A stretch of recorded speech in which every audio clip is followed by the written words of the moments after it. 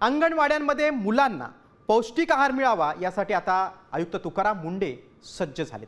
एफडीएच्या रडारवर आता अंगणवाड्या आहेत, तर गणेशोत्सवाला महाप्रसाद देखील एफडीएची नजर असणार आहे। यासाठी मुंढेंची काय रणनीती आखली त्यांनी पाहूयात या खास रिपोर्टमधून।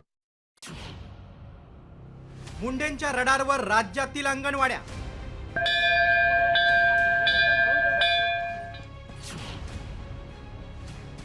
आता तरी मुलांना पौष्टिक आहार मिळणार।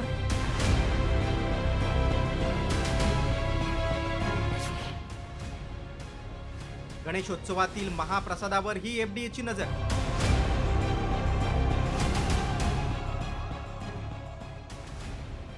निकृष्ट पोषण आहारावर एका अंगणवाडी सेविकेनं सवाल उपस्थित केल्यानंतर आता अंगणवाड्या अन्न व औषध प्रशासन आयुक्त तुकाराम मुंढेंच्या रडारवर आल्या।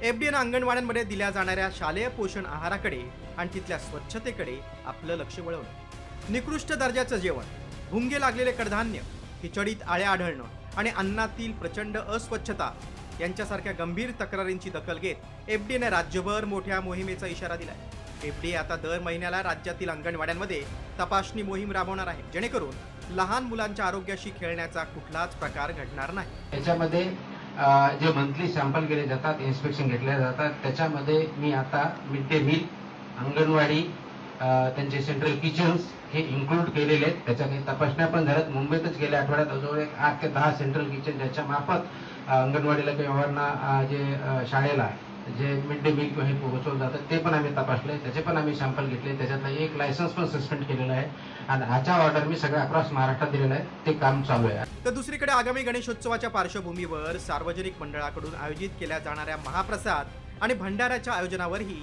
एफडीएची नजर राहणार आहे।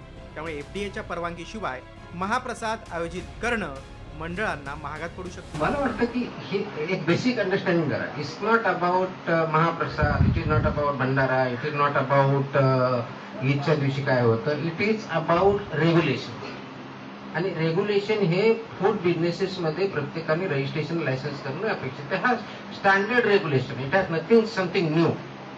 त्याच्यामुळं जिथं विदाउट लायसन्स आहेत, विदाउट स्टँडर्ड आहेत, विदाउट ते प्रोटोकॉल पाळत नाही, दे आर व्हायोलेटिंग इट। मग ते फेस्टिव्ह सीझन असो किंवा फेस्टिव्ह सीझन नसो, इट डझंट मॅटर। प्रत्येक फूड बिझनेस ऑपरेटरने लायसन्स घेतलं पाहिजे, रजिस्टर्ड पाहिजे आणि त्या स्टँडर्डनुसार ते प्रोड्यूस केलं पाहिजे। हे सिंपल आहे। मुळात महाप्रसादामुळे किंवा सामूहिक अन्नदानावेळी अन्नातून विष बाधेसारख्या दुर्दैवी घटना रोखण्यासाठी स्वच्छतेचा निकष पाळला जावा, हाच यामागील मुख्य उद्देश आहे। मात्र यामुळे नियम मोडून अन्न वाटप करणाऱ्यांचे धाबे चांगलेच दणाणले। असं असलं तरी आता तुकाराम मुंढेंच्या मोहिमेमुळे मुलांना कागदावरचा नव्हे तर प्रत्यक्षात पौष्टिक आहार मिळण्याची आशा बाळगायला हरकत नाही। सीमा राते, साम टीव्ही न्यूज, मुंबई।